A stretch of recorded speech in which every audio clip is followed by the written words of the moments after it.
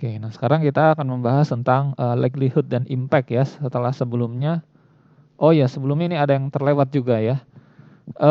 Classification of three dimension ini dulu mungkin. Jadi kalau resiko itu bisa kita klasifikasi secara 2 dimensi, bisa juga kita klasifikasi secara 3 dimensi. Nah, mungkin kita ingat tadi 2 dimensi sebelumnya ada sumbu adalah konsekuensi dan yang atasnya adalah probability. Jadi ini seberapa berat dampaknya, yang atas ini adalah seberapa sering atau seberapa mungkin ini terjadi. Oke, nah nanti tadi sudah dibagi 2. Nah sekarang kita akan tambahkan dimensi yang ketiga, yaitu adalah detectability atau seberapa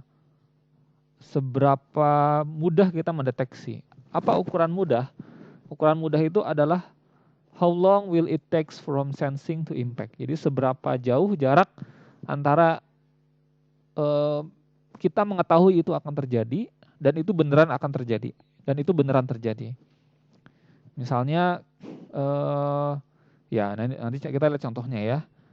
Jadi kalau yang ini sumbu ini adalah how bad is going, jadi seberapa berat dampaknya. Sumbu ini adalah seberapa sering kemungkinan kejadiannya. Nah yang sebelah sini adalah seberapa jarak antara kita mendeteksi dan itu benar-benar kejadian. Contohnya mungkin krisis ekonomi. Apa krisis ekonomi itu terdeteksi tidak?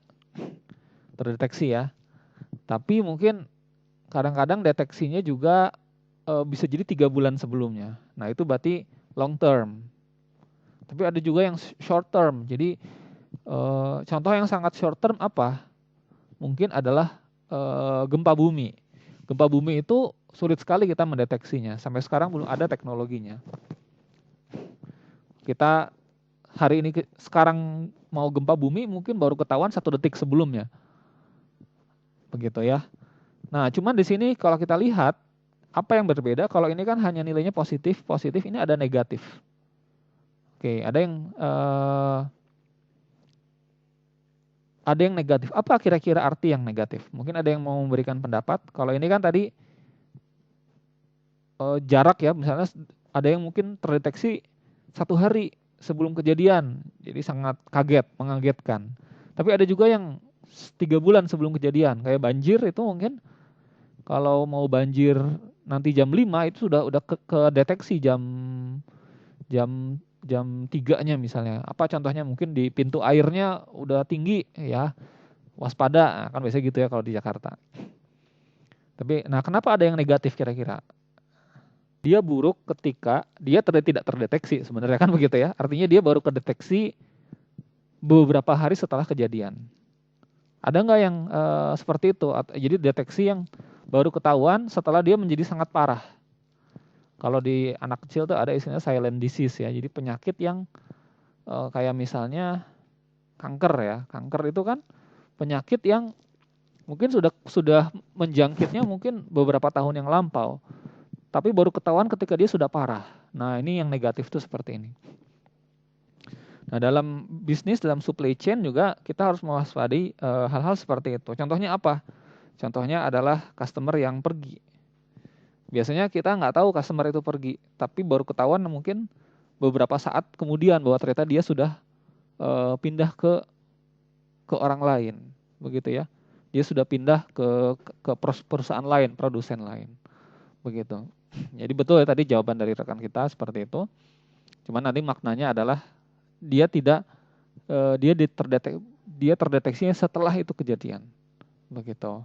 Kalau gempa mungkin ya pada saat itu kejadian kita langsung sadar kan ya.